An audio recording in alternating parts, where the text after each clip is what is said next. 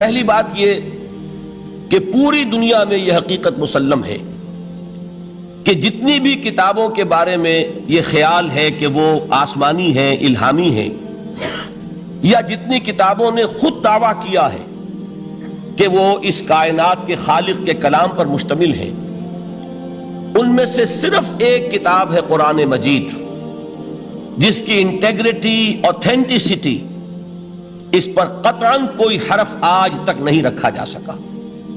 باقی کوئی کتاب اپنے اصل ٹیکسٹ کے ساتھ محفوظ نہیں ہے۔ میں ہندوستان کی جو کتابیں ہیں، وید اور ان کے شاستر، ان کے بارے میں تو میں کچھ عرض کرنا نہیں چاہتا، اس لیے کہ ان کتابوں کا اپنا دعویٰ بھی یہ نہیں ہے کہ وہ الہامی کتابیں ہیں۔ عام طور پر خیال یہی ہے کہ کچھ رشیوں منیوں کی اپنی تصانیف ہے، لیکن جن کتابوں کا دعویٰ ہے، تورات، ہم بھی اس دعوے کو تسلیم کرتے ہیں کہ قرآن نے اس کی تصدیق کی ہے۔ اللہ کی کتاب تھی، فیہا ہدی و نور، قرآن تسلیم کرتا ہے اس میں ہدایت بھی تھی، نور بھی تھا۔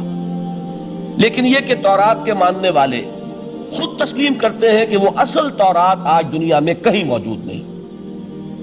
وہ تورات یا وہ احکام، دی 10 کمانڈمنٹس کہ جو پتھر کی تختیوں پر لکھے ہوئے دیے گئے تھے، ان کا آج دنیا میں کہیں وجود نہیں۔ پھر یہ کہ مزید حضرت موسیٰ علیہ السلام سے جو 5 کتابیں منسوب ہیں، سفر پیدائش اور سفر خروج وغیرہ، ان کتابوں کے بارے میں بھی یہ سب تسلیم کرتے ہیں کہ 7ویں صدی قبل مسیح میں جو ایک بہت بڑا حملہ ہوا تھا، یروشلم برباد ہوا، پہلے اسیریوں نے حملہ کیا، پھر بیبیلونیا کا بادشاہ نیبوکڈ نظر، اس نے شدید حملہ کیا، یروشلم کو تباہ کیا، اینٹ کی اینٹ بجا دی۔ اس کے بعد سے وہ اصل نسخہ تورات کا پوری دنیا میں کہیں نہیں۔ 150 برس تقریباً یہودی ایک طرح کی جلاوطنی کے عالم میں رہے، اسیری کے حالت میں رہے بیبیلونیا میں۔ وہاں سے جب 150 برس بعد واپس آئے ہیں تو کچھ لوگوں نے اپنی یادداشت سے پھر اس تورات کو مرتب کیا ہے۔ گویا کہ یہ بات ہمارے کہنے کی نہیں ہے، بلکہ تورات کے ماننے والے خود تسلیم کرتے ہیں کہ اصل تورات آج دنیا میں کہیں نہیں۔ اسی طرح کا معاملہ انجیل کا ہے۔ قرآن مجید تسلیم کرتا ہے وہ اللہ کی کتاب تھی، فیہ ہدی و نور، اس میں بھی ہدایت بھی تھی، نور بھی تھا، لیکن وہ اصل انجیل کہاں ہے؟ آج دنیا میں جنہیں کینونیکل گاسپلز کہتے ہیں، وہ 4 اناجیل ہیں، کوئی ایک انجیل نہیں ہے۔ میں نے ایک مرتبہ ایک پادری صاحب سے سوال کیا تھا اپنے زمانہ طالب علمی میں کہ which one of them is Bible؟ تو انہوں نے بڑا پیارا جواب دیا تھا، میں ان کی ذہانت کو خراج تحسین ادا کرتا ہوں۔ پہلے تو انہوں نے کہا none of them is Bible، لیکن اس کے بعد اپنی بات قائم رکھنے کے لیے بڑی ذہانت کے ساتھ ایک بات کہی، بائبل is in them، ان میں سے کوئی، ہم یہ نہیں کہہ سکتے کہ یہ بائبل ہے، لیکن بائبل ان میں ہے۔ ویسے آپ کے علم میں ہوگا کہ 100 سے زیادہ تھیں یہ اناجیل کہ جن میں انتخاب کیا گیا تھا، تقریباً 302 میں غالباً وہ نیکیا کی یہ کاؤنسل ہوئی تھی رومن ایمپرر کے زیر اہتمام، ان میں سے 4 کو چنا گیا تھا۔ یہ کینونیکل ہے، باقی اپوکریفل ہے، وہ غیر قانونی ہے۔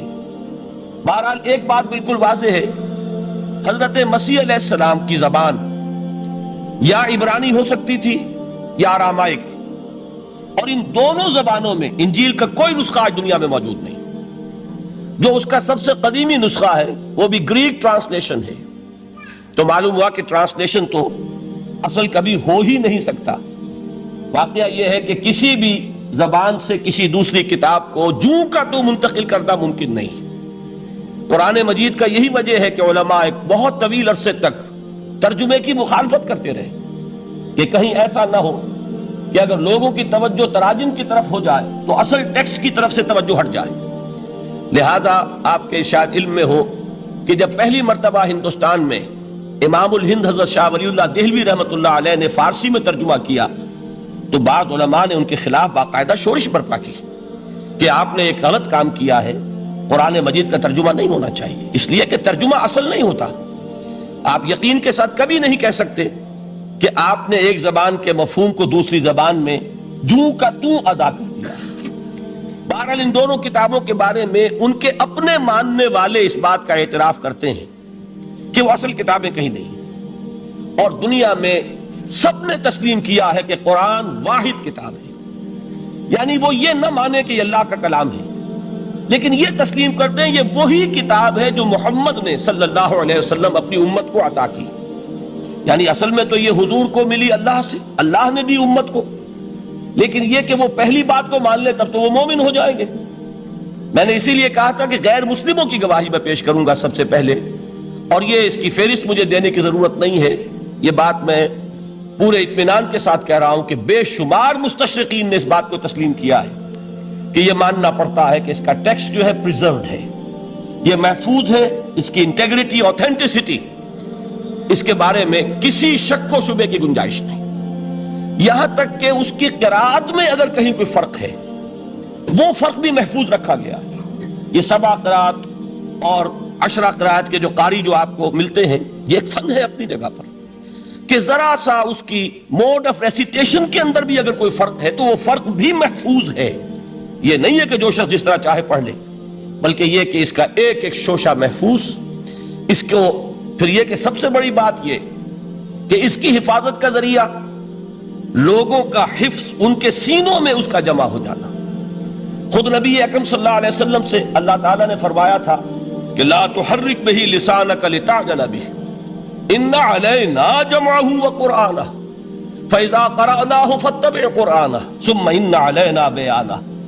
اے نبی، آپ اپنے اوپر مشقت نہ لیجئے، اس کتاب کو یاد کرنے کے لیے اپنی زبان کو تیزی سے حرکت مت دیجئے، ہمارے ذمے ہے اسے آپ کے سینے میں محفوظ کر دینا، پھر جب ہم تمہیں پڑھوائیں تو اسی ترتیب سے پڑھنا۔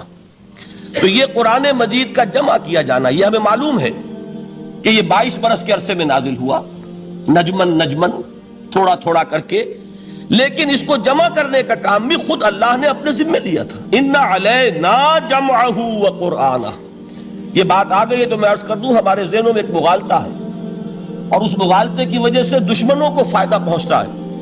ہمارے ہاں عام طور پر چونکہ قافیہ ملانے کی کوشش ہوتی ہے تو جمعہ کے خطبات میں حضرت عثمان رضی اللہ تعالیٰ عنہ کے نام کے ساتھ کہہ دیا جاتا ہے جامع آیات القرآن۔ اب اس سے کہنے کا موقع ملے گا کسی کو کہ حضرت عثمان نے آیات قرآنی کو جمع کیا، یہ بہت بڑا مغالطہ ہے۔ اصل میں حضرت عثمان رضی اللہ تعالیٰ عنہ نے ایک نسخے پر جمع کیا ہے، کتابت شدہ کتاب کی شکل میں نسخہ جو ہے اس کو فراہم کرنے والے حضرت عثمان ہیں، ورنہ جمع تو اللہ نے کیا محمد کے سینے میں صلی اللہ علیہ وسلم۔ جمع قرآن کا معاملہ اللہ نے اپنے ذمے لیا، یہ خود حضور کے ذمے نہیں چھوڑا، نہ صحابہ کے ذمے چھوڑا، بلکہ یہ کہ ان علینا جمعہ وقرآنہ، ہمارے ذمے ہے اس کو جمع کرنا اور پڑھوا دینا۔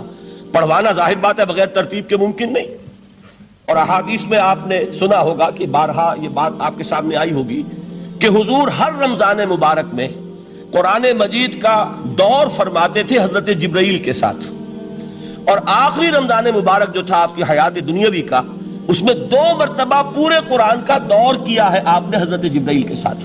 اب ظاہر بات ہے جب قرآن کا دور ہوا ہے تو کیا وہ غیر مرتب تھا؟ وہ جمع ہو چکا تھا، مرتب ہو چکا تھا، البتہ حضور کے سینے میں سب سے پہلے جمع کیا گیا، اور قرآن اولاً جو جمع ہوا ہے وہ صحابہ کے بھی سینوں میں جمع ہوا ہے۔ وہ کتابت کی شکل میں ایک کتاب کی صورت میں موجود نہیں تھا حضور کے انتقال کے وقت، بلکہ جمع تھا صحابہ کے سینوں میں، اور صحابہ کے پاس کتابت شدہ کچھ اوراق تھے، کسی کے پاس اونٹ کی یہ شانے کی ہڈی جو ہوتی ہے بہت بڑی اور چوڑی ہوتی ہے چپٹی، اس پر لکھی ہوئی صورتیں ہیں، کسی کے پاس جھلیوں پر لکھی ہوئی، کاغذ بہت نایاب تھا، لیکن یہ کہ کتابت کی شکل میں پھر اس کو جمع کروایا حضرت ابوبکر صدیق نے رضی اللہ تعالی عنہ، اس لیے کہ جنگ یمامہ میں بہت سے حفاظ شہید ہو گئے، تو تشویش پیدا ہوئی کہ اگر حفاظ شہید ہو گئے تو قرآن مجید کی حفاظت کیسے ہوگی؟ تب حضرت ابوبکر نے صحابہ کے مشورے سے وہ بورڈ مقرر کیا، اور ان میں جو حضور کے زمانے میں کتابت وحی کی ذمہ داری ادا فرماتے تھے انہی کو اس میں جمع کیا، اور انہوں نے پھر اس کو کتابی شکل میں جمع کر دیا۔ تو کتابی شکل میں بھی جمع کیا جانا یہ بھی حضرت ابوبکر کے زمانے میں ہو چکا ہے۔ البتہ حضور نے ایک رعایت دی تھی، چونکہ آپ کو معلوم ہے، آپ اس علاقے میں رہتے ہیں کہ عربی زبان جیسے کہ ہر زبان کا معاملہ ہے، کہ ہر بڑی زبان میں پھر نیچے بولیاں ہوتی ہیں، کولوکیل. وہ جو کولوکیل جو بولیاں ہیں ان میں مختلف طریقے سے لوگ پڑھتے تھے. اس سے پھر یہ اندیشہ ہوا کہ یہ مختلف لہجے اگر رہے تو اس سے بھی پھر قرآن کے بارے میں اختلاف ہو جائے گا. تو حضرت عثمان رضی اللہ تعالیٰ عنہ نے پھر قرآن مجید کا ایک اوتھینٹک نسخہ تیار کیا کہ اب صرف یہی نسخہ دنیا میں رہے گا، اور باقی سارے نسخے جو ہے ان کو تلف کر دیا گیا تاکہ اب وہ لہجے کا کوئی اختلاف جو ہے وہ بھی باقی نہ رہے. اور اس کے 4 نسخے تیار کیے گئے، اور وہ نسخے آج بھی دنیا میں موجود ہیں. ان میں وہ نسخہ بھی ہے کہ جس پر خود حضرت عثمان رضی اللہ تعالیٰ عنہ کی خون کے دھبے موجود ہیں، کیونکہ وہ شہید کیے گئے ہیں. تو وہ ایک نسخہ جو انہوں نے اپنے پاس رکھا ہوا تھا وہ اس کی تلاوت فرما رہے تھے. بہرحال پہلی بات یہ ہے جو بالکل تاریخی حقیقت ہے کہ جن کتابوں کو بھی آسمانی ہونے کا دعویٰ ہے ان میں واحد کتاب ہے قرآن مجید، جس کا متن محفوظ ہے. دنیا میں کوئی اور کتاب ایسی نہیں ہے جو یہ دعویٰ کر کے قرآن کے مقابلے میں آ سکے. اور پھر آپ کو معلوم ہے کہ کتنے بڑے پیمانے پر پوری امت میں اس حفاظت قرآن کے عمل میں حفاظ حصہ لے رہے ہیں. لکھوکھا حفاظ موجود ہیں. بعض ممالک میں آپ کو 8-8 10-10 برس کے بچے جو ہیں وہ حافظ مل جائیں گے. کوئی دنیا میں اور کتاب نہیں ہے کہ جس کے حافظ موجود ہیں. بڑے بڑے علماء کی تصحیح کر دیتے ہیں 8-8 سال کے بچے کہ یہ آپ غلط پڑھ رہے ہیں. اس طریقے سے ایک ایک شوشہ جو ہے وہ محفوظ کر لیا گیا ہے. تو یہ بات جو ہے یہ قرآن مجید کی عظمت اور فضیلت کے ضمن میں پہلی حقیقت ہے کہ جسے ہمیں سامنے رکھنا چاہیے. اور اس حقیقت کے ادراک و شعور کے لیے قرآن پر ایمان لازم نہیں ہے، بلکہ یہ وہ بات ہے کہ جس کا اعتراف ہر شخص کرے گا، خواہ وہ قرآن کو اللہ کا کلام مانتا ہو یا نہ مانتا ہو. دوسری بات قرآن مجید کی عظمت کے ضمن میں یہ ہے، اور وہ اس پہلو سے پوری دنیا کو ماننی پڑے گی. اور واقعہ یہ ہے کہ جو ان میں اصحاب دانش و بینش ہیں وہ مانتے ہیں کہ محمد الرسول اللہ صلی اللہ علیہ وسلم کا تعلق کسی پری ہسٹورک ایرا سے نہیں. حضور کل 1400 برس پہلے کی شخصیت ہیں. تاریخ کا یوں سمجھیے کہ نصف النہار، the very midday of history, کہ کوئی چیز بھی ان کی پردہ اخفاء میں نہیں ہے. اور حضور صلی اللہ علیہ وسلم کی یہ بات ہر شخص مانے گا کہ آپ نے تاریخ انسانی کا ایک عظیم ترین انقلاب برپا کیا. اس دور میں آپ کے علم میں ہوگا ابھی کچھ 6-7 سال پہلے امریکہ میں ایک کتاب شائع ہوئی دی 100. ڈاکٹر مائیکل ہارٹ اس کے مصنف ہیں. مشاہیر عالم کے موضوع پر اس سے پہلے بھی دنیا میں بہت کتابیں لکھی گئیں. بڑے انسان، بڑی شخصیتیں، ان کے چھوٹے چھوٹے لائف سکیچ. لیکن یہ کتاب اس اعتبار سے بڑی یونیک ہے، منفرد ہے کہ انہوں نے 100 افراد کا انتخاب کیا، پوری انسانی تاریخ کی عظیم ترین 100 شخصیتیں. پھر ان میں گریڈیشن کی، ان میں ایک درجہ بندی قائم کی.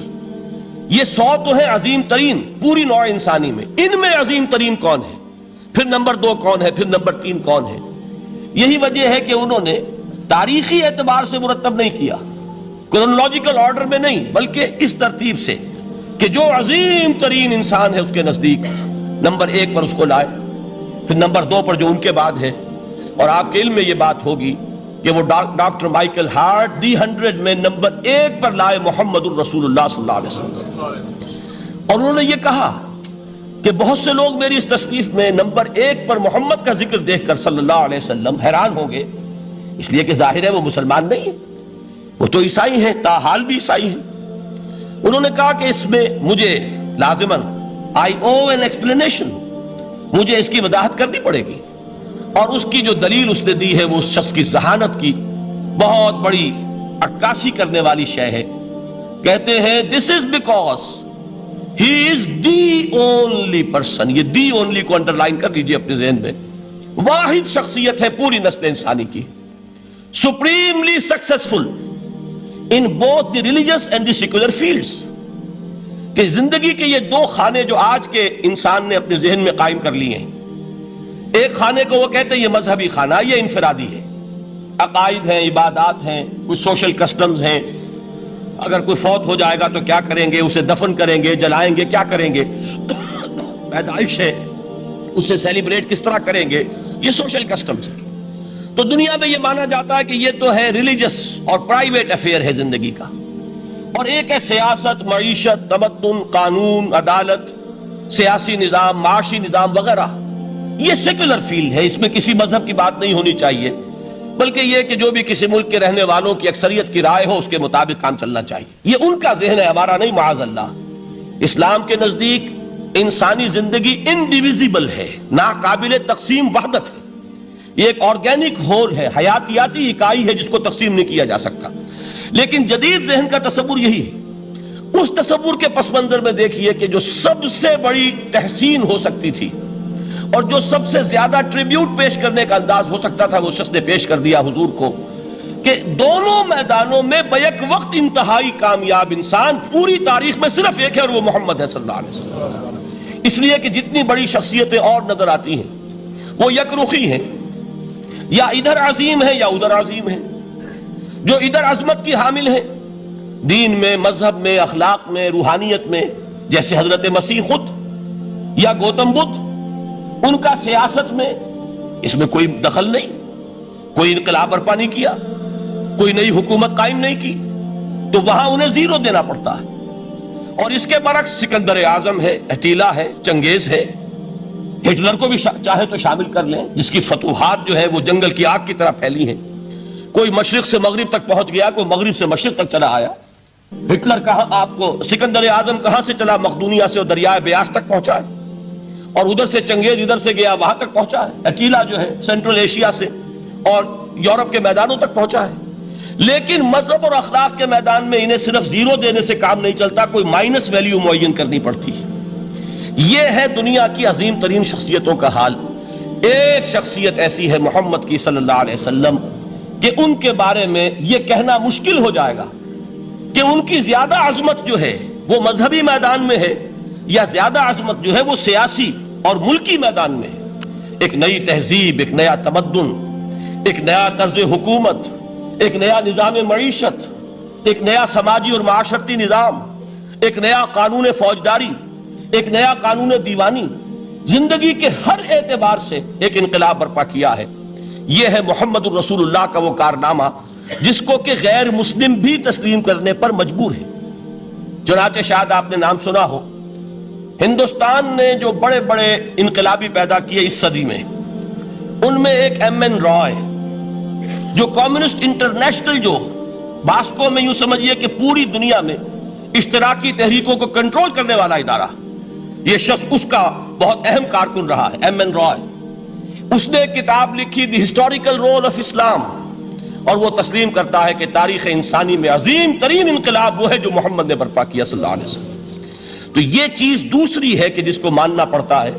لیکن آپ حیران ہوں گے کہ یہ سیرت کا جلسہ تو نہیں تھا، میں قرآن کی عظمت بیان کر رہا تھا۔ یہاں اب اصل میں جس چیز کی طرف آپ کی توجہ دلانی مقصود ہے وہ یہ ہے کہ اس عظیم ترین انقلاب کے لیے حضور کا اعلی انقلاب قرآن تھا۔ اتر کر حرا سے سوئے قوم آیا اور ایک نسخہ کیمیا ساتھ لایا۔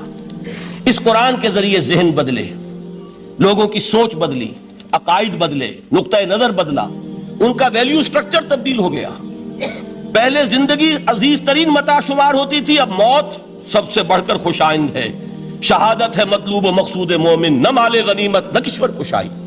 یہ انقلاب یہ در حقیقت کس کے ذریعے سے ہوا ہے؟ سورہ فرقان میں اللہ تعالیٰ نے ارشاد فرمایا حضور سے، فَلَا تُطِعِ الْكَافِرِينَ وَجَاهِدْهُمْ بِهِ جِهَادًا كَبِيرًا۔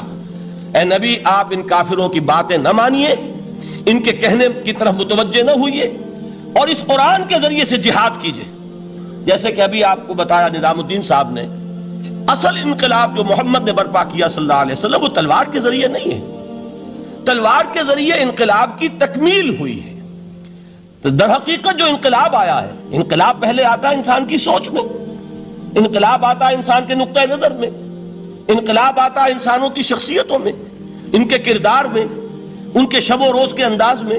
یہ انقلاب کون سی تلوار سے آیا؟ محمد تو تنہا تھے صلی اللہ علیہ وسلم، ایک فرد واحد سے دعوت کا آغاز فرمایا۔ یہ قرآن تھا در حقیقت، یہی سب سے بڑی تلوار ہے محمد الرسول اللہ صلی اللہ علیہ وسلم کی۔ اس سے ذہنوں کو بدلا ہے، عقائد بدل دیے ہیں، نظریات بدل دیے ہیں، اسی سے لوگوں کا تزکیہ کیا ہے، اسی کو ان کے اندر اتارا ہے۔ یہ در حقیقت میں علامہ اقبال کا وہ شعر میرے سامنے آ رہا ہے، چوں بجاں در رفت جاں دیگر شبت، عظمت قرآن کے ذکر میں فرماتے ہیں جب یہ قرآن کسی کے اندر اتر جاتا ہے اس کے اندر انقلاب آ جاتا ہے. ہی از اے چینج پرسن. اس کی سوچ بدل گئی, نقطہ نظر بدل گیا.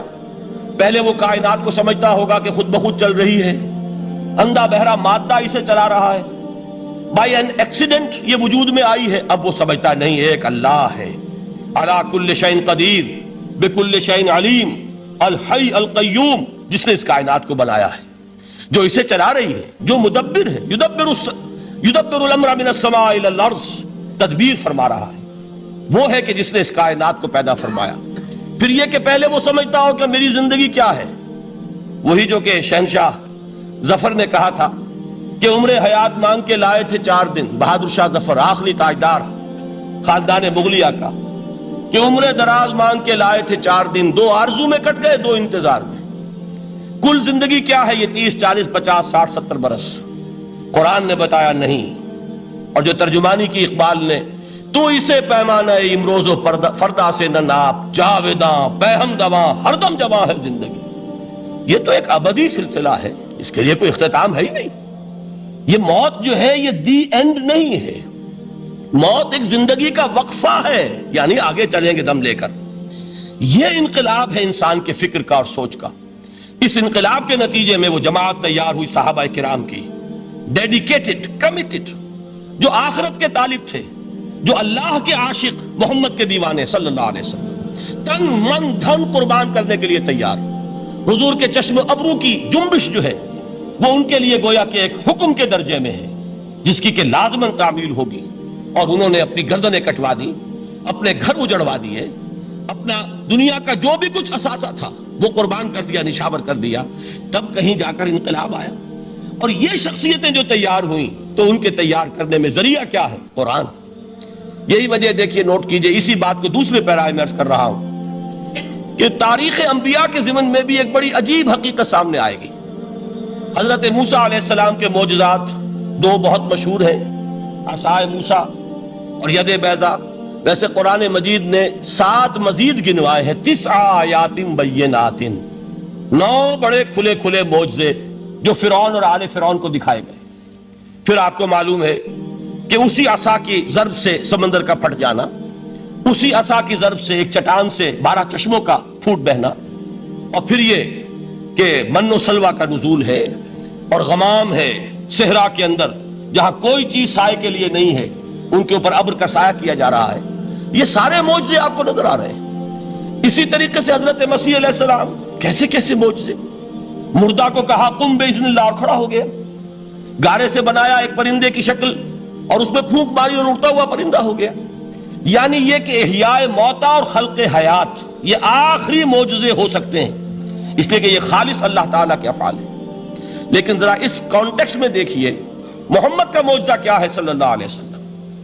قرآن مجید جن لوگوں نے پڑھا ہے اور سمجھ کر پڑھا ہے, ترجموں سے پڑھا ہے, یا ویسے وہ عربی زبان سے واقف ہیں, ان کو معلوم ہے کہ قرآن بار بار کہتا ہے محمد کا معجزہ. یوں تو بے شمار واقعات ہوں گے, لیکن اصل معجزہ صرف اور صرف قرآن ہے. اسی کو پیش کیا گیا کہ یہی ہے, آؤ مقابلہ کر لو. اصل میں معجزہ کہتے کسے؟ معجزہ کے معنی عاجز کر دینے والی شے. یوں تو اولیاء اللہ جو ہیں ہم ان کی کرامات کے قائل ہیں.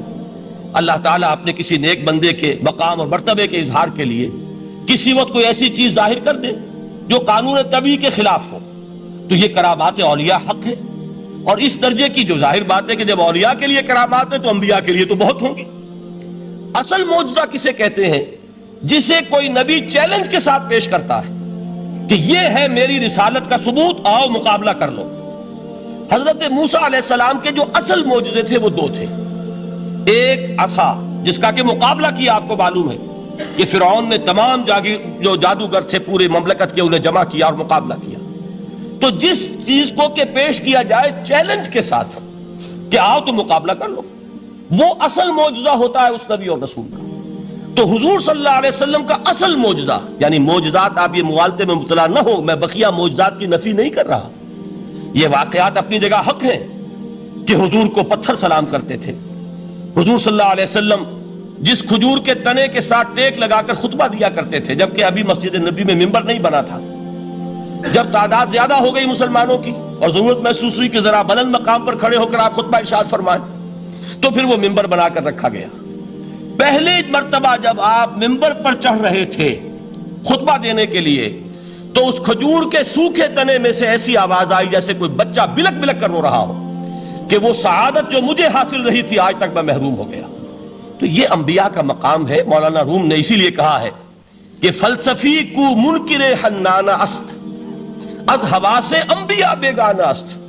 فلسفی اور عقلیت پرست انسان وہ تو حنانہ کا انکار کر دے گا، کیسے ممکن ہے سوکھا تنا اور اس کے اندر سے بچے کی طرح بلکنے کی آواز آئے، لیکن یہ اس لیے کہ وہ انبیاء کے خصوصی احوال جو ہے ان کو جانتا نہیں۔ اس قسم کے خرق عادت واقعات حضور کی زندگی میں بھی بے شمار ہوئے، لیکن حضور کا وہ معجزہ جس میں تحدی کے ساتھ چیلنج کے انداز میں کہا گیا کہ آؤ مقابلہ کرنا، وہ صرف اور صرف قرآن ہے۔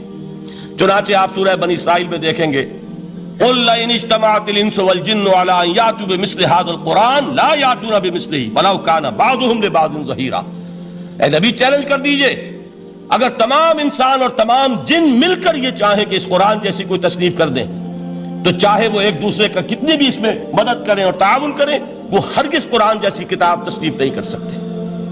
اس سے آگے بڑھ کر یہ بات کہی گئی، اچھا پورا قرآن نہیں لا سکتے، اس قرآن کی طرح کی 10 صورتیں ہی تصنیف کر لو۔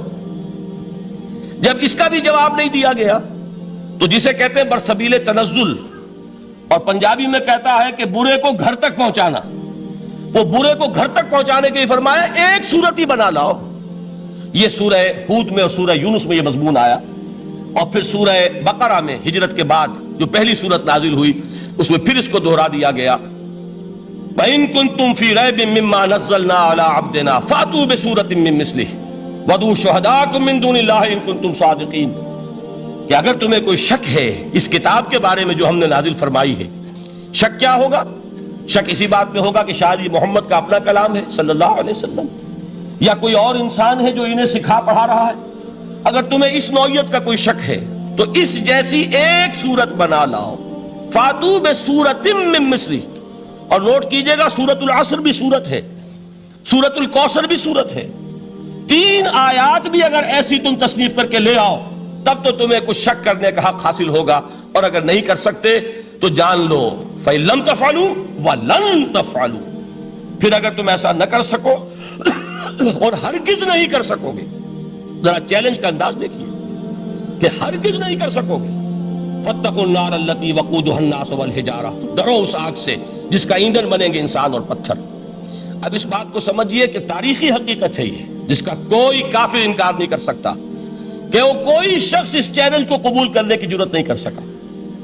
اگر جھوٹ موٹ کو بھی کوئی کھڑا ہو جاتا اور کہتا کہ ٹھیک ہے میں نے یہ ایک صورت بنائی ہے اور میرا دعویٰ یہ ہے کہ یہ قرآن جیسی ہے، تو ایک کنٹروورسی تو پیدا ہو جاتی نا۔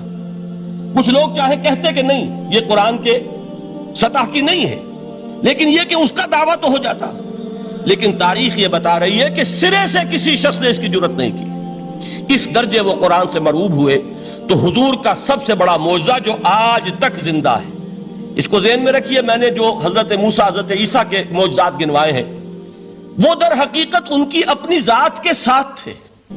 ید بیضا موسیٰ کے ساتھ تھا، عصا معجزہ اس وقت تھا جب موسیٰ کے ہاتھ میں تھا، اس کے بعد کئی 100 برس تک وہ صندوق سکینہ جو ہے، تابوت سکینہ، اس میں وہ عصا رکھا رہا، لیکن اب وہ معجزہ نہیں تھا، وہ سوکھی لکڑی تھی، اس کے سوا کچھ نہیں۔ تو تمام انبیاء اور رسول کے معجزے ختم ہو گئے، وہ ان کی ذات کے ساتھ تھے۔ محمد الرسول اللہ کی رسالت دائمی ہے تا قیام قیامت، لہذا معجزہ بھی آپ کا دائمی ہے، وہ معجزہ آج بھی موجود ہے۔ البتہ میں ادھر ضرور توجہ دلاؤں گا کہ قرآن مجید کے اعجاز کے 3 پہلو ہیں۔ پہلا پہلو، اور زیادہ تر اسی کی طرف توجہ زیادہ ہوئی ہے، وہ ہے قرآن کی فصاحت، بلاغت، ادبیت، اس کی چاشنی۔ ظاہر بات ہے کہ اس کا شعور اور ادراک صرف عربوں کو ہو سکتا ہے، بلکہ میرے خیال میں ناراض نہ ہو اہل عرب تو آج کے عربوں کو بھی نہیں ہو سکتا۔ یہ اسی دور کے عرب، ان کی اپنی جو اس وقت کی زبان تھی، اس زبان میں فصحاء، بلغاء، شعراء، خطباء، ان کو اتنا ذوق تھا کہ وہ باقی پوری دنیا کو کہتے تھے یہ گونگے ہیں، بولنا ہمیں آتا ہے، خطیب ہم ہیں، شاعر ہم ہیں، خطبہ ہم دے سکتے ہیں، شعر ہم کہہ سکتے ہیں۔ باقی سب تو عجمی ہیں، گونگے ہیں، ان کے اندر نہ فصاحت ہے نہ بلاغت ہے، نہ ان کے کلام میں چاشنی ہے، نہ اس کے اندر کوئی شکوہ ہے۔ یہ دعویٰ جنہیں تھا، جب ان کے منہ بند ہو گئے قرآن کو سننے کے بعد کہ اس کلام کا کوئی مقابلہ ممکن نہیں ہے، جو ان کے سبع معلقہ کے شعراء میں سے آخری شاعر وہ ایمان لے آئے، اس کے بعد جب ان سے کہا گیا کہ اب آپ شعر نہیں کہتے، حضرت عمر نے ایک مرتبہ ان سے سوال کیا کیا بات ہے، اب آپ نے شعر کہنے چھوڑ دیے؟ تو ان کا جواب یہ تھا اب بعد القرآن، کیا اب قرآن کے بعد بھی اس کا امکان ہے کہ کوئی شخص اپنی فصاحت اور بلاغت کا کوئی اظہار کرنا چاہے؟ یہ تو فصاحت اور بلاغت کی ایک معراج ہے کہ جس تک کہ اب کسی انسان کی رسائی ممکن نہیں۔ تو فصاحت اور بلاغت جو ہے قرآن کے، اس کی ادبیت، در حقیقت اس کا ادراک تو ہو سکتا ہے صرف اہل زبان کو۔ ہم لوگ جو ترجموں سے پڑھتے ہیں، چاہے کتنی ہی گرامر پڑھ لیں، کتنی صرف و نحو پڑھ لیں، واقعہ یہ ہے کہ وہ جو ایک ہوتا ہے نفس پر جب انگلی آتی ہے تو جو ایک آپ کو فیل ہوتی ہے، وہ فیل ہم جو عجمی لوگ ہیں جن کی مادری زبان عربی نہیں ہے، وہ قرآن مجید کی فصاحت اور بلاغت کو اس طور سے نہیں سمجھ سکتے جیسے کہ اہل زبان سمجھ سکتے ہیں، اور خاص طور پر جیسے کہ اس زمانے کے اہل زبان نے سمجھا۔ آج چونکہ عربی زبان ویسے تو جو اس کی فصیح لینگویج ہے وہ جوں کی توں اپنی اصل پر قائم ہے، اور وہ اسی قرآن کے طفیل اور قرآن کے صدقے قائم ہے، ورنہ دنیا میں کوئی دوسری زبان نہیں ہے کہ جو 1500 برس تک اتنی پیور رہ جائے، اس میں تبدیلی آتی ہے۔ خود اردو جو ہے 300 برس کی اردو، دکن کی اردو، ذرا اس کو کبھی پڑھیے تو آپ حیران ہوں گے کہ یہ اردو زبان ہے اور آج کی اردو کوئی اور ہے۔ یہ صرف 200-250 برس کے اندر یہ انقلاب اردو میں ہو چکا ہے۔ عربی زبان 1500 برس سے وہ قائم ہے اپنے اسی جگہ پر، اور وہ صرف قرآن کا اعجاز اور قرآن کا صدقہ ہے۔ لیکن باقی جو اصل میں بولی جانے والی زبانیں ہیں وہ بہت بدل چکی ہیں، لہذا تمام اہل عرب کے لیے بھی اب قرآن کے اس پہلو کو صحیح طور پر سمجھنا ممکن نہیں۔ قرآن کی جو اعجاز کے 2 پہلو ہیں، وہ ہے در حقیقت جو میری اور آپ کی توجہ کے خاص طور پر در حقیقت حقدار ہیں، اور ہمیں ان کی طرف توجہ کرنی چاہیے۔ بدقسمتی سے اس کی طرف عام طور پر علماء نے توجہ نہیں کی، اس کی صرف ادبیت ہی کا چرچا ہوتا ہے۔ اصل میں قرآن مجید علم انسانی کی معراج، فکر، فلسفہ، حکمت، قرآن کی ابدی حکمت، قرآن کا ابدی فلسفہ، قرآن انسانی مسائل کا جو حل دیتا ہے، قرآن نے سوشل سائنسز میں جس طریقے سے رہنمائی کی ہے، یہ 2 پہلو ہیں اس کے اعجاز کے، جس کی کہ آج ہمیں ضرورت ہے کہ ہم اس کا شعور اور ادراک حاصل کریں۔ اس کے ضمن میں خاص طور پر علامہ اقبال کا نام لینا چاہتا ہوں۔ میرے نزدیک اس دور میں قرآن مجید کے اس اعجاز اور اس کے ایک معجزہ ہونے کے لیے سب سے بڑی دلیل علامہ اقبال کی شخصیت ہے۔ وجہ کیا ہے کہ علامہ اقبال علماء کے طبقے میں سے نہیں تھے۔ ظاہر بات ہے کہ جن کا پورا جو ہے جن کی زندگی گزرتی ہو قال اللہ قال الرسول میں، ان کے دلوں میں عظمت قرآن کی، ان کے دلوں میں حضور کی محبت، یہ تو سمجھیے کہ ہونی ہی چاہیے، ان کے شب و روز اسی میں گزرتے ہیں۔ لیکن یہ کہ ایک ایسا شخص جس کی تعلیم ہے کالجوں کی، یونیورسٹیوں کی، جس نے مشرق اور مغرب کے فلسفے کھنگال ڈالے، وہ شخص، اور وہ بھی اس دور میں جبکہ ہم پر مغرب سے مروبیت بہت شدید تھی۔ آج تو وہ مروبیت بہت کم ہو چکی ہے۔ آج تو ہمارا عام نوجوان جو ہے وہ آنکھوں میں آنکھیں ڈال کر بات کرتا ہے، اس میں خود اعتمادی ہے۔ ہمارا بھی اپنا ایک معاشی نظام ہے، ہمارا اپنا ایک سیاسی نظام ہے، ہمارا ایک اپنا سماجی نظام ہے، ہماری اپنی سوشل ویلیوز ہیں۔ آج کا نوجوان الحمدللہ احیاء اسلام کی وہ جد و جہد جو ہے وہ مرحلہ در مرحلہ بہرحال آگے بڑھ رہی ہے، وقت لگے گا، لیکن یہ کہ اس میں یقیناً ترقی ہوئی ہے۔ اسی کا مظہر یہ ہے کہ خود اعتمادی ہے، we have confidence۔ ہم جانتے ہیں کہ اسلام ایک دین ہے، مکمل دین ہے، اس کے پاس زندگی کے تمام مسائل کا حل ہے۔ لیکن یہ ہے آج 1985 کی بات۔ علامہ اقبال اس صدی کے آغاز میں گئے ہیں یورپ، جبکہ ہم محکوم تھے انگریز کے۔ ایک حاکم قوم کے ہاں جا کر اس سے مروبیت کتنی شدید اس وقت تھی، جو جاتا تھا اکثر و بیشتر جو ہے واپس آتا تھا تو کھڑے ہو کر پیشاب کرنا ضروری سمجھتا تھا، اس لیے کہ اس نے وہاں پر لوگوں کو یہی کرتے دیکھا۔ ان کا لباس، ان کی وضاقتہ، ان کی تہذیب، ان کا تمدن، ہر طرح سے ان کے گن گاتا ہوا، ان کے لیے وہ بہت قصیدے جو ہے تعریف کے کہتا ہوا آتا تھا۔ لیکن ایک علامہ اقبال کی شخصیت وہ ہے کہ وہ یہ خود کہتے ہیں کہ میں اس آگ میں ڈالا گیا ہوں مثل خلیل، مغربی تہذیب کے اس الاؤ میں مجھے اس طرح ڈالا اللہ نے جیسے کہ حضرت ابراہیم کو آگ میں ڈلوایا. میں اس تہذیب کے اس الاؤ کے اندر سے ہو کر آ رہا ہوں، اور میں نے یہ دیکھ لیا ہے کہ یہ تہذیب کھوکھلی ہے، اس کے اندر کوئی پائیداری نہیں ہے، نظر کو خیرہ کرتی ہے تب چمک تہذیب حاضر کی، یہ صناعی مگر جھوٹے نگوں کی ریزہ کاری ہے. اور دیار مغرب کے رہنے والوں، خدا کی بستی دکان نہیں ہے، کھڑا جسے تم سمجھ رہے ہو وہ اب زرے کا معیار ہوگا.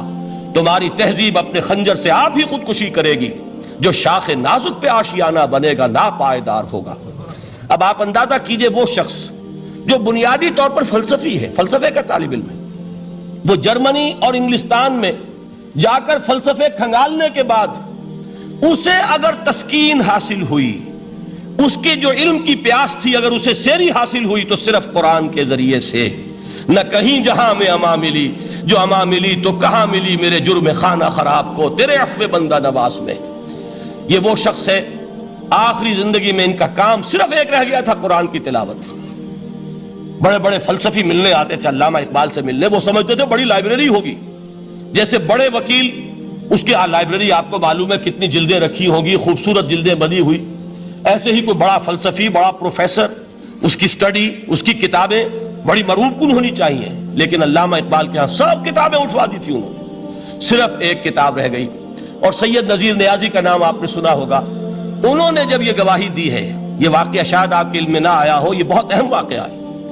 وہ یہ لکھتے ہیں کہ میں نے ایک مرتبہ علامہ سے پوچھا کہ کچھ لوگ اعتراض کرتے ہیں یا یہ خیال ظاہر کرتے ہیں کہ آپ نے اپنا فلسفہ خودی نیٹشے سے لیا ہے، کوئی کہتا ہے فلاں سے لیا ہے، کوئی کہتا ہے فلاں سے لیا ہے، کچھ آپ خود بتا سکیں گے کہ آپ کے فلسفہ خودی کی سورس کیا ہے؟ تو علامہ نے کہا کہ اچھا کل فلاں وقت آ جانا تو میں تمہیں لکھوا دوں گا، ڈکٹیٹ کرا دوں. تو سید نذیر نیازی کہتے ہیں کہ میں بہت خوش ہوا کہ یہ سعادت میرے حصے میں آ رہی ہے کہ علامہ اقبال خود مجھے تحریر کرائیں گے کہ میرے فلسفے کی سورس کیا ہے، میں نے کہاں سے اخذ کیا ہے. دوسرے روز وہ گئے، حاضر ہوئے، بڑے ہی ارمانوں کے ساتھ پینسل اور کاپی لے کر بیٹھے. علامہ نے فرمایا ذرا قرآن مجید نکال لاؤ. وہ قرآن مجید لائے، حیران ہوئے، یہ فلسفے کا سورس مجھے ڈکٹیٹ کرانے چلے تھے، یہ قرآن مجید کہہ رہے. کہا کہ ذرا سورۃ الحشر اس کا آخری رکوع، وَلَا تَكُونُوا كَالَّذِينَ نَسُوا اللَّهَ فَأَنسَاهُمْ أَنفُسَهُمْ أُولَٰئِكَ هُمُ الْفَاسِقُونَ.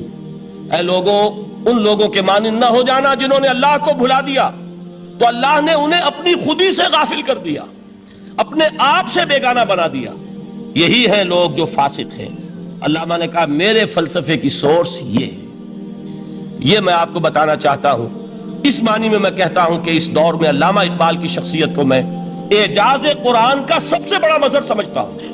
ایک شخص 20ویں صدی عیسوی کی شخصیت، اور پھر یہ کہ وہ کہیں مسجد اور کسی مدرسے کے ماحول میں پلا بڑھا نہیں ہے، بلکہ اسکولوں اور کالجوں میں اور یونیورسٹیوں میں، اور صرف ہندوستان میں نہیں، انگلستان اور جرمنی کی یونیورسٹیوں میں رہا، جس نے اپنا لوہا منوایا ہے.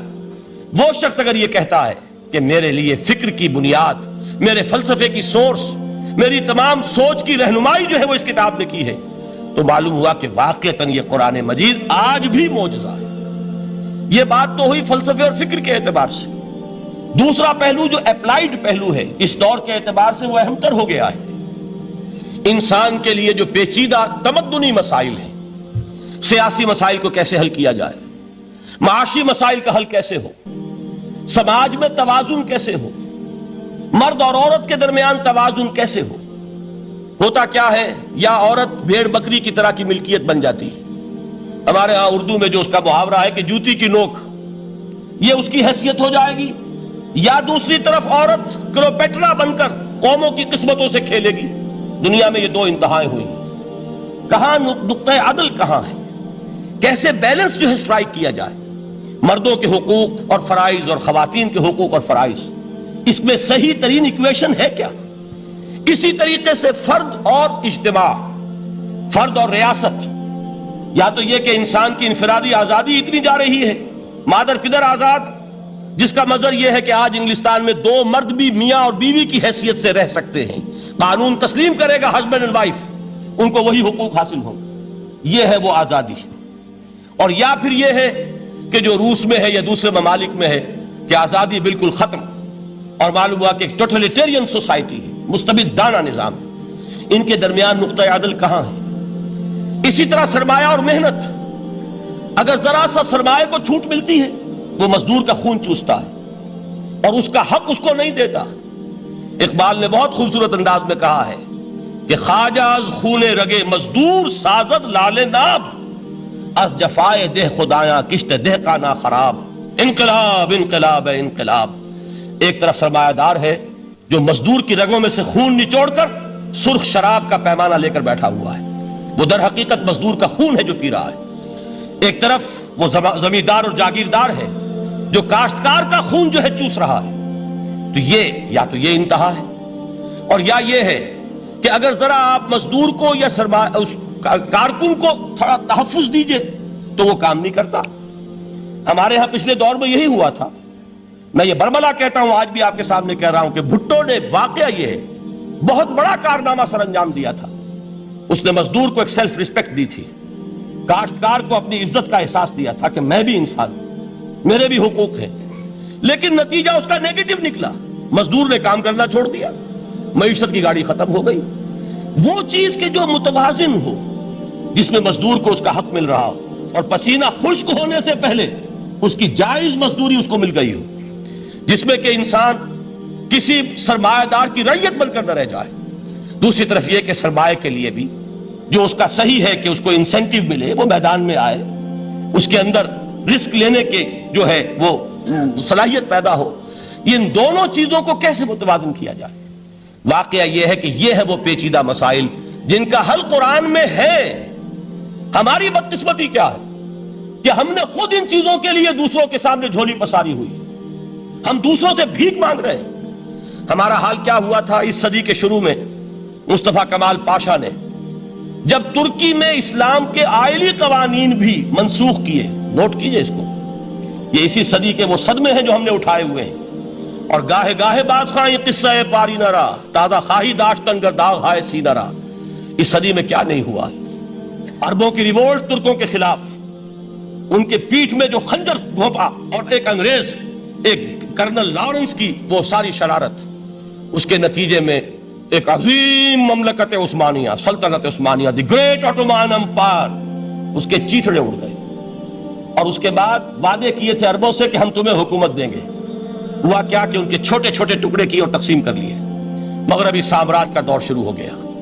اس کا ایک رد عمل مصطفیٰ کمال پر اس درجے شدید ہوا، اس نے ہر چیز جس کا تعلق عربوں سے تھا اس کو ختم کر دیا، ملک بدر کر دیا۔ عربی میں اذان نہیں ہوگی، عربی میں نماز نہیں پڑھی جائے گی، اور اسی کے ضمن میں یہاں تک گیا کہ فیملی لاز بھی، رومن لاز جو ہے وہ نافذ کیے۔ تو یورپ کے اخبارات نے اس وقت یہ طنز کیا تھا مسلمانوں پر، یہ مسلمان عجیب قوم ہے، کہتے یہ ہے کہ ہمارے پاس دنیا کا بہترین ضابطہ ہے، بہترین قانون ہے، ہمارے قانون سے بہتر کسی کا قانون نہیں۔ اور حال یہ ہے کہ فیملی لاز کے لیے بھی یہ ہم سے بھیک مانگ رہے ہیں، ہم سے وہ قوانین لے کر اپنے ہاں نافذ کر رہے ہیں۔ آج بدقسمتی سے اکثر و بیشتر مسلمان ممالک کا حال یہی ہے۔ آج ہم ان سے بھیک مانگ رہے ہیں، کہیں جمہوریت کی بھیک ہے، کہیں سوشلزم کی بھیک ہے، کہیں کسی اور سماجی نظام کی بھیک ہے، کہیں مرد اور عورت کی کامل مساوات کا ایک نظریہ ہے، شانہ بشانہ چلنے والا فلسفہ ہے، جو خالص مغرب کی تہذیب کی ایک بھیک ہے جو مانگی جا رہی ہے۔ کاش کہ آج قرآن کے اس اصل اعجاز کی طرف، جو اس کا اصل معجزہ اس دور کے لیے، میں نے عرض کیا کہ اعجاز قرآنی کا وہ معجزہ کہ وہ فصاحت اور بلاغت کی معراج ہے، وہ یا تو اپریشیٹ کر سکتے اہل عرب، اور اہل عرب میں سے بھی حقیقت میں وہ جو قدیم جاہلی شاعری کے جاننے والے ہیں جو بہت کم رہ گئے، اب وہ جان سکتے ہیں کہ جب قرآن نازل ہوا تو کیوں زبانیں گنگ ہو گئی تھیں، کیوں کوئی ایک شخص جھوٹ موٹ کو بھی مدعی بن کر نہیں آ سکا کہ یہ میں نے قرآن کی جیسی ایک کتاب یا قرآن جیسی ایک سورت یا قرآن کی طرح کے چند جملے میں نے موضوع کر دیے ہیں۔ لیکن دوسرا پہلو ہے فکر اور فلسفہ، اس کے اعتبار سے جس کا سب سے بڑا ثبوت اس دور میں علامہ اقبال، اور تیسرا پہلو ہے Islamic social sciences, political science, economics, sociology. اس میں جو کچھ قرآن نے دیا ہے، جو آج بھی انسان کی رہنمائی کے لیے بہترین نظام ہے، اس نظام کو ہم سمجھے، اسے دنیا کے سامنے پیش کریں، تب در حقیقت قرآن مجید کا اعجاز سامنے آئے۔ یہ دو پہلو تو میں نے عرض کیے ہیں کہ جو کسی غیر مسلم کو بھی نظر آئیں گے، قرآن کا پریزروڈ ہونا، اس کی انٹیگریٹی، اوتھینٹسٹی، یہ چیزیں وہ ہے کہ جو سب نے مانی۔ قرآن کے ذریعے تاریخ انسانی کا عظیم ترین انقلاب برپا ہونا، یہ وہ بات ہے کہ جو کسی اندھے کو بھی دیکھنی پڑتی ہے۔ اس حقیقت کا اعتراف دشمن کو بھی کرنا پڑتا۔ میں یاد دلا دوں آپ کو، ایچ جی ویلز، آپ نے نام سنا ہوگا، سائنٹیفک فکشن میں اس کا بڑا اونچا مقام ہے، لیکن اس نے تاریخ نسل انسانی پر بھی 2 کتابیں لکھی، a short history of the world اور a concise history of the world. Concise history of the world میں وہ شخص حضور کے ذکر پر جب آتا ہے تو میں صرف ذکر کر رہا ہوں، نقل کفر نہ باشد، اس نے حضور کی شخصیت پر بڑے رقیق حملے کیے ہیں، بڑے گھٹیا حملے کیے ہیں۔ حضور کی خاص طور پر تعدد ازدواج کا جو معاملہ ہے، یہ کڑوی گولی ان کے حلق سے اتر نہیں سکتی، اس لیے کہ ان کا آئیڈیل ہے حضرت مسیح اور حضرت یحییٰ، جان دی بیپٹسٹ اینڈ جیسس آف نزارت۔ ان دونوں نے ایک شادی بھی نہیں کی، تجرد کی زندگی بسر کی، لہذا ایک شادی بھی ان کے نزدیک گھٹیا فعل ہے۔ تو حضور نے تو کی ہیں 11 شادیاں، 11 نکاح آپ کے۔ یہ جو کڑوی گولی ہے یہ ان کے حلق سے نیچے نہیں اترتی، اس لیے میں انہیں معذور سمجھتا ہوں۔ تو اس نے اس پہلو سے تو بڑے حملے کیے، لیکن خطبہ حجۃ الوداع کے وہ جملے جو ہے تاریخی، پورے کے پورے اس نے کوٹ کیے، لا فصل لعربی علی عجمی ولا لعجمی علی عربی ولا لأحمر علی اسود ولا لأسود علی احمر الا بالتقوی کلکم بنو آدم وآدم من تراب۔ کسی عرب کو کسی عجمی پر کوئی فضیلت نہیں، کسی عجمی کو کسی عرب پر کوئی فضیلت نہیں، کسی گورے کو کسی کالے پر کوئی فضیلت نہیں، کسی کالے کو کسی گورے پر کوئی فضیلت نہیں سوائے تقوی کے۔ تم سب کے سب آدم کی اولاد ہو اور آدم مٹی سے بنائے گئے تھے۔ یہ الفاظ لکھ کر کہتا ہے کہ جہاں تک human fraternity, equality and freedom, 3 الفاظ نوٹ کیجئے، انسانی حریت، انسانی مساوات، انسانی اخوت، کہتا ہے جہاں تک ان 3 چیزوں کے واز ہیں، سرمنز کا تعلق ہے، وہ تو دنیا میں پہلے بھی بہت کہے گئے۔ عیسائی ہونے کے باوجود خاص طور پر نام لیتا ہے جیسس آف نزارت۔ سرمنز تو حضرت مسیح کے ہاں بھی بہت مل جائیں گے کہ تمام انسان برابر ہیں، سب کو بھائی بھائی ہونا چاہیے، سب انسان آزاد ہیں، تمیز بندہ و آقا فساد آدمیت ہے۔ لیکن وہ کہتا ہے کہ یہ ماننا پڑتا ہے تاریخ انسانی میں پہلی مرتبہ ان اصولوں پر ایک انسانی معاشرہ قائم کیا محمد نے صلی اللہ علیہ وسلم۔ یعنی حضور کے ساتھ یہ معاملہ ایمپٹی سلوگنز کا نہیں ہے، یہ صرف واز نہیں ہے، یہ صرف سرمنز نہیں ہیں، یہ ایمپٹی سلوگنز نہیں ہے۔ He translated these things into actuality۔ ایک حقیقت، ایک واقعے کی شکل دی ہے محمد نے صلی اللہ علیہ وسلم۔ وہ معاشرہ پیدا کیا جس میں انسانی اخوت، انسانی مساوات اور انسانی حریت، یہ تینوں اقدار بتمام و کمال موجود تھی۔ یہی وجہ ہے اس صدی میں نوٹ کیجئے، گاندھی جی، موہن داس کرم چند گاندھی، جس کو آج پوری دنیا میں تسلیم کیا جاتا ہے، عالم عرب میں بھی مہاتما گاندھی کی بڑی عزت ہے۔ پنڈت نہرو کا کسی زمانے میں استقبال ہوا تھا ریاض میں، تو ہمیں بہت غصہ آیا تھا کہ مرحبا برسول السلام، welcome to the prophet of peace, یہ الفاظ تھے کہ جن سے پنڈت نہرو کا استقبال ہوا تھا۔ غصہ ہمیں بہت آیا، یہ رسول کا لفظ استعمال کر دیا انہوں نے۔ بعد میں ہم نے سوچا بھائی رسول کے معنی ان کے ہاں ایلچی کے ہیں، تو انہوں نے اس کو اپنی جو بھی غلطی میں سمجھا یا صحیح سمجھا، اس کو چھوڑ دیجئے، میں کوئی سیاسی گفتگو نہیں کرنا چاہتا۔ انہوں نے سمجھا کہ یہ شخص اس وقت امن کا پیغام بر ہے، لہذا اس کو ویلکم کیا۔ بہرحال گاندھی جی کا جہاں تک معاملہ ہے، آپ کے علم میں ہے کہ پوری دنیا میں اس شخص کی عظمت کو تسلیم کیا گیا ہے۔ ہمارا معاملہ، ہندوستانی مسلمانوں کا معاملہ، یہ دوسرا ہے۔ وہ تو آپ کو معلوم ہے کہ جوتا جسے کاٹتا ہے اسے پتا چلتا ہے کہ یہ جوتی کاٹ رہی ہے، ورنہ دیکھنے والے کو پتا چلے گا بڑا خوبصورت جوتا ہے، بڑا عمدہ جوتا ہے، کوئی اس میں خرابی نہیں ہے، لیکن جسے وہ پنچ کر رہی ہے اسے پتا ہے کہ یہ ہے کیا۔ اس اعتبار سے ہمارا معاملہ علیحدہ ہے، لیکن دنیا کو بہت خوبصورت اور بہت ہی اعلیٰ اور بہت ہی اونچی شخصیت ایک نظر آتی ہے۔ بہرحال ایک پہلو سے یقیناً ماننا پڑے گا اس کی عظمت کو، کہ ہندو قوم کے لیے اور ہندوستان کے لیے، اس کی آزادی کے لیے جو عظیم جد و جہد کی ہے، اس میں کوئی شک نہیں۔ میں اس وقت جو بات عرض کرنا چاہتا ہوں کہ 1937 کا تصور کیجئے۔ 1937 میں آپ کو معلوم ہے 1935 میں قانون بنا تھا، اور پہلی مرتبہ الیکشنز ہوئے تھے بر صغیر میں 1937، اور وہ ہوئے تھے صوبائی الیکشنز۔ ان کے نتیجے میں وزارتیں قائم ہوئیں، مسلم لیگ نے بائیکاٹ کیا تھا الیکشن کو، لہذا پورے ہندوستان میں تمام صوبوں میں کانگریس کے وزراء کی وزارتیں بنی۔ ہریجن اخبار میں ایک مقالہ لکھا تھا گاندھی جی نے اس وقت، جس میں کہ ان کانگریسی وزراء کے سامنے نصیحت کے انداز میں یہ بات رکھی تھی کہ آج جب کہ آپ لوگوں کو اختیار مل رہا ہے اور حکومت، یہ پہلی انسٹالمنٹ تھی جو انگریزوں نے دی تھی ہمیں، سیلف رول یا ہوم رول کی پہلی انسٹالمنٹ تھی، تو جو بھی تمہیں اختیارات مل رہے ہیں اس میں میں تمہارے سامنے حضرت ابو بکر اور حضرت عمر کی مثال رکھتا ہوں۔ یہ ہے وہ بات کہ جادو وہ جو سر چڑھ کر بولے۔ عربی میں کہتے ہیں الفضل ما شہدت بہ الاعداء، اصل فضیلت وہ ہے جس کا کہ دشمن اعتراف کرے۔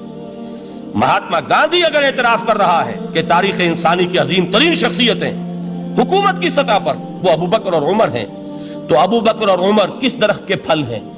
وہ شجرہ طیبہ، شجرہ نبوت ہے کہ جس کے پھل ہیں ابو بکر اور عمر، جن کو تربیت دی ہے محمد صلی اللہ علیہ وسلم۔ تو معلوم ہوا کہ یہ چیزیں وہ ہیں کہ جس کا لوہا آج دنیا مان رہی ہے، لہذا ہمیں قرآن مجید کے اعجاز کے پہلو سے ان اعتبارات سے خود بھی توجہ کرنی چاہیے اور دنیا کو بھی ادھر متوجہ کرنا چاہیے۔ اب میں تبرکاً 3 مقامات سے میں نے آیات پڑھی ہیں، قرآن مجید کی عظمت کا وہ ادراک اور شعور جو ہمیں ہو سکتا ہے، ہم وہ کہ جو قرآن کو مانتے ہیں اللہ کا کلام، ہم اس بنیاد پر سمجھیں کہ اللہ نے اپنے کلام کی کیا مدح کی ہے۔ اور نمبر 2 یہ فارسی کا ایک مصرع ہے کہ قدر گوہر شاہ دانت یا بدانت گوہری، ہیرے جواہرات کی قدر و قیمت یا بادشاہوں کو معلوم ہوتی ہے جو ان میں کھیلتے ہیں، اور یا یہ کہ جوہری کو جو ان کا کاروبار کرتا ہے، جانتا ہے، پہچان ہے، پرکھتا ہے۔ عام آدمی کو کیا پتا، اس کے ہاتھ پہ اگر کوئی آپ ہیرا رکھ دیں وہ سمجھے شاید کوئی کانچ کا ٹکڑا، اسے اس کے اندر کوئی فرق محسوس نہیں ہوگا۔